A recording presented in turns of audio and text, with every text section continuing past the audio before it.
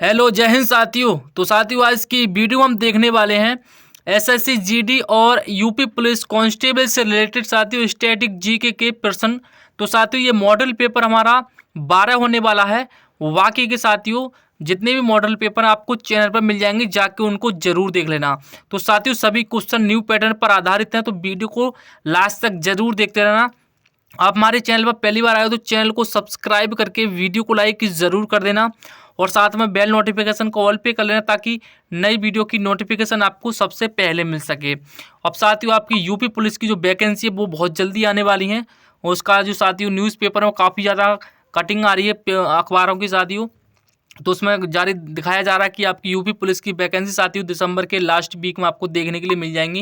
यानी कि 6 से 7 दिन बाद आपको वैकेंसी की जो नोटिफिकेशन साथियों आपको मिलने की संभावना है, ऐसा उसमें वो बताया जा रहा है। तो साथियों अपनी तैयारी को बनाए रखिए, यूपी पुलिस की वैकेंसी काफ़ी जल्दी आपको देखने के लिए मिल जाएंगी। तो चलिए साथियों वो वीडियो को स्टार्ट कर लेते हैं फर्स्ट क्वेश्चन के साथ। फर्स्ट क्वेश्चन है हमारा, निम्न में से किसे इस्पात का चौखटा की संज्ञा दी गई? बताइए साथियों किसे स्टील फ्रेम की संज्ञा दी गई? तो राइट आंसर क्या होगा साथियों? तो राइट आंसर हो जाएगा मेरे प्यारे साथियों ऑप्शन ए, आपका ऑप्शन ए भारतीय नागरिक सेवा। भारतीय नागरिक सेवा को साथियों स्टील फ्रेम की संज्ञा दी गई, यानी कि आईसीएस की बात है। अगला क्वेश्चन है, विश्व के सबसे ऊंचे फाइटर एयरफील्ड का निर्माण निम्नलिखित में से कहाँ किया जा रहा है? बताइए साथियों कहाँ पर किया जा रहा है? विश्व के सबसे ऊंचे फाइटर एयरफील्ड का निर्माण निम्नलिखित में से कहाँ किया जा रहा है? लद्दाख में, श्रीनगर में, हैदराबाद में, सियाचिन में। बताइए साथियों वेरी इंपॉर्टेंट क्वेश्चन आपके एग्जाम के लिए। तो सही आंसर हो जाएगा ऑप्शन ए साथियों लद्दाख में।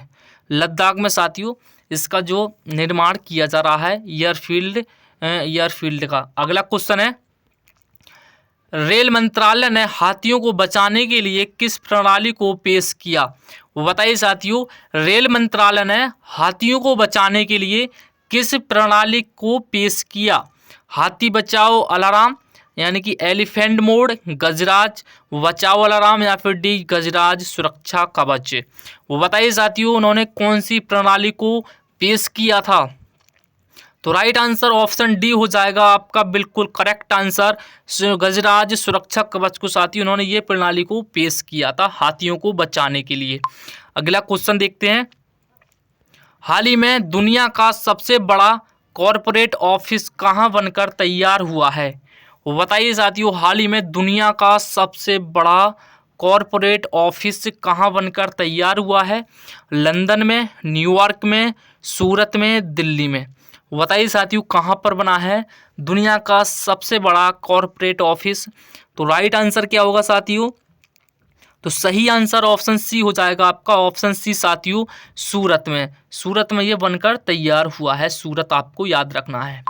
नेक्स्ट क्वेश्चन देखते हैं, निम्न में से वे दो शब्द कौन से हैं जिनका समावेशन 42वें संशोधन द्वारा संविधान की उद्देशिका में किया गया था? बताइए साथियों वे दो शब्द कौन से हैं जिनका समावेशन 42वें संशोधन द्वारा संविधान की उद्देशिका में किया गया था? बताइए साथियों कौन से दो शब्द हैं?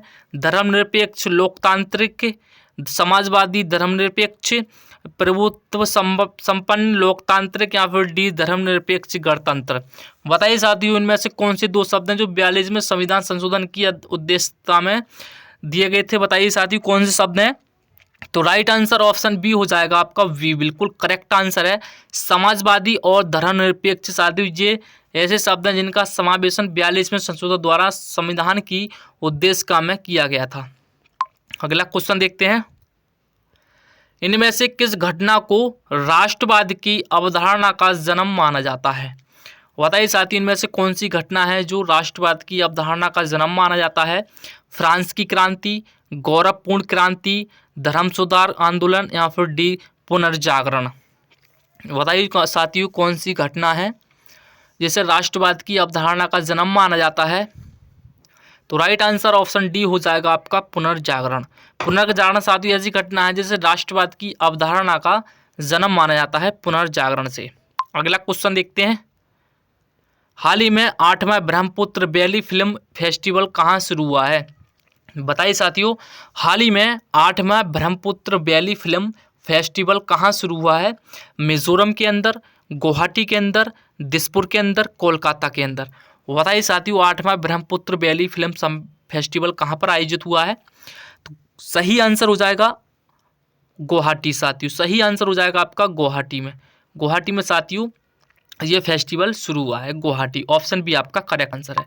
अगला क्वेश्चन देखते हैं, सुभाष चंद्र बोस ने कांग्रेस की अध्यक्षता से त्यागपत्र किस वर्ष दिया था? बताइए साथियों, सुभाष चंद्र बोस ने कांग्रेस की अध्यक्षता से त्यागपत्र किस वर्ष दिया था? 1955 में, 1960 में, 1939 में, 1945 में। बताइए साथियों किस वर्ष दिया था कांग्रेस की अध्यक्षता से त्यागपत्र? किसने? सुभाष चंद्र बोस ने। बताइए साथियों किस वर्ष दिया था? तो करेक्ट आंसर आपका 1939 हो जाएगा।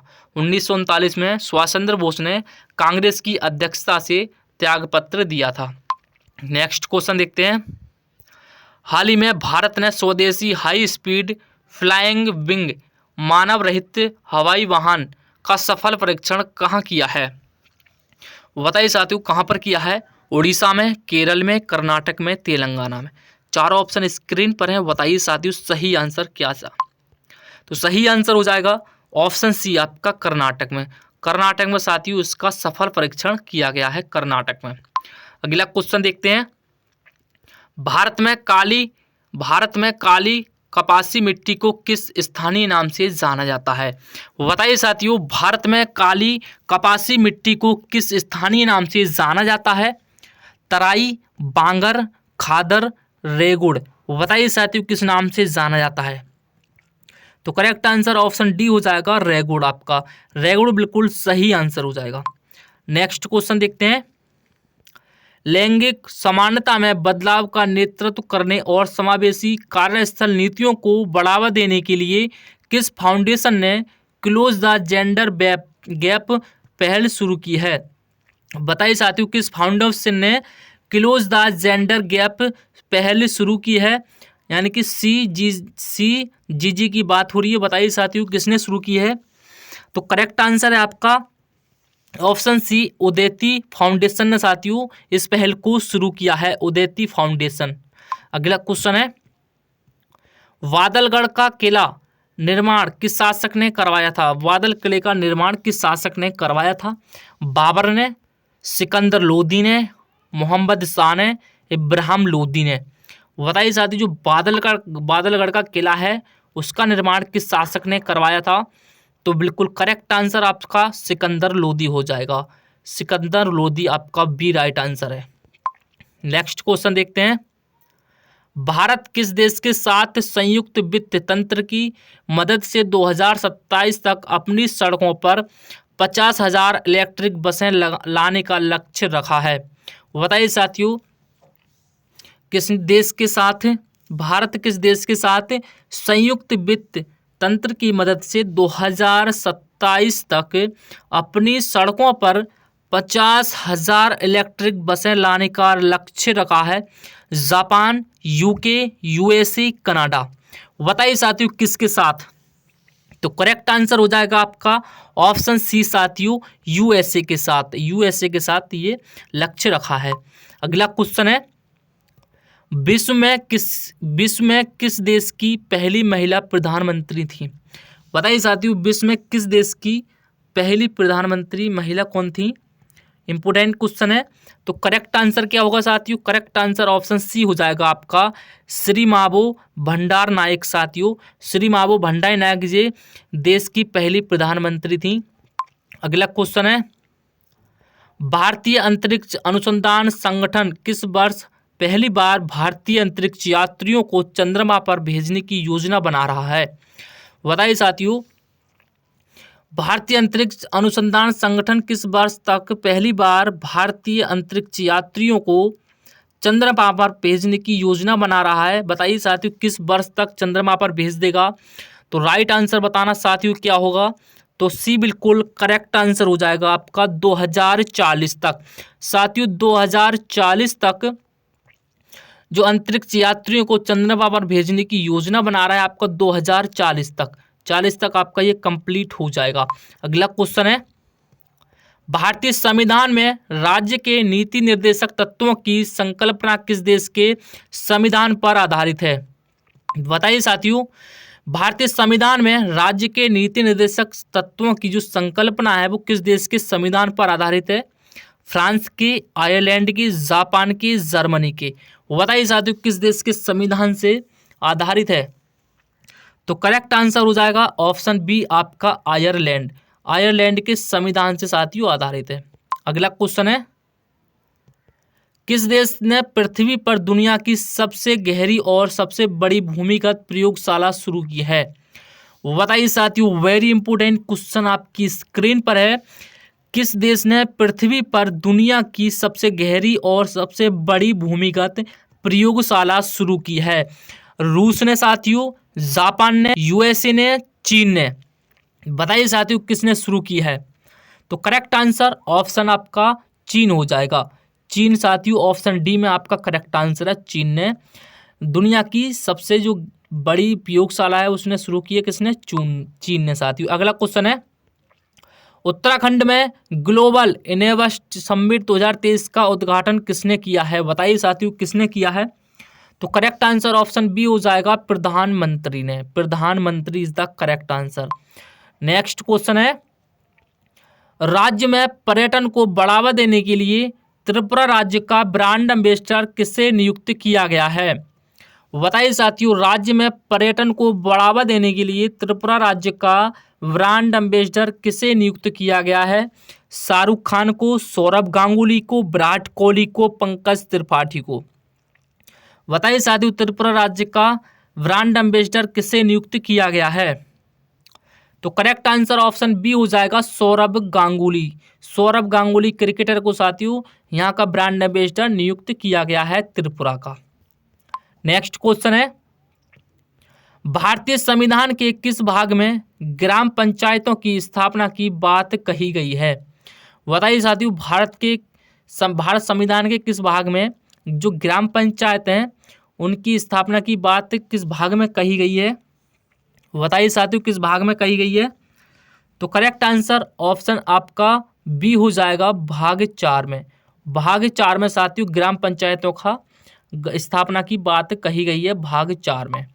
अगला क्वेश्चन है, हाल ही में रेज पावर इंफ्रा ने राज्य में 500 मेगावाट का सौर पार्क बनाने के लिए किस राज्य सरकार के साथ प्रारंभिक समझौता किया है?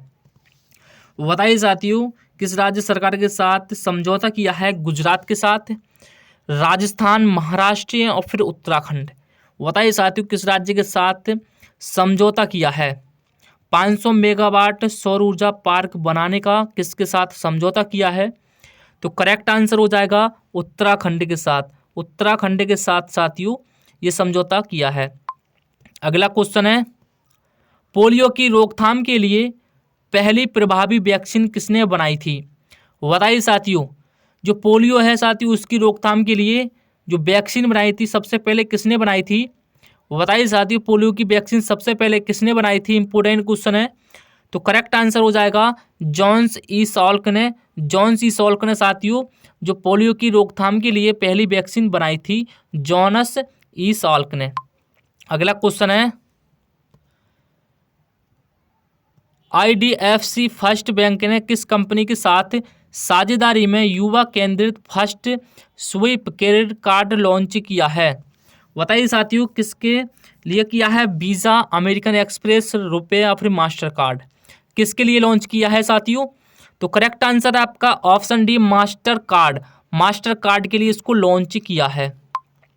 नेक्स्ट क्वेश्चन है, भारतीय संविधान में संसदीय व्यवस्था को किस देश के संविधान के समान रखा गया है?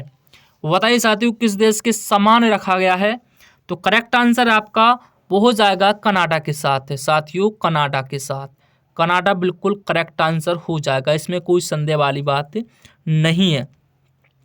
नेक्स्ट क्वेश्चन देखते हैं, भारत में अल्पसंख्यक अधिकार दिवस कब मनाया जाता है? बताइए साथियों, भारत में अल्पसंख्यक अधिकार दिवस कब मनाया जाता है? 5 दिसंबर को, 15 दिसंबर को, 18 दिसंबर को, 22 दिसंबर को। बताइए साथियों अल्पसंख्यक अधिकार दिवस कब मनाया जाता है भारत के अंदर? तो करेक्ट आंसर ऑप्शन सी हो जाएगा आपका 18 दिसंबर। 18 दिसंबर आपको याद रखना है, 18 दिसंबर को भारत में अल्पसंख्यक अधिकार दिवस मनाया जाता है। नेक्स्ट क्वेश्चन है, वर्ष 1947 के बाद किस राज्य को भारत के संघ के साथ बलपूर्वक मिलाया गया था?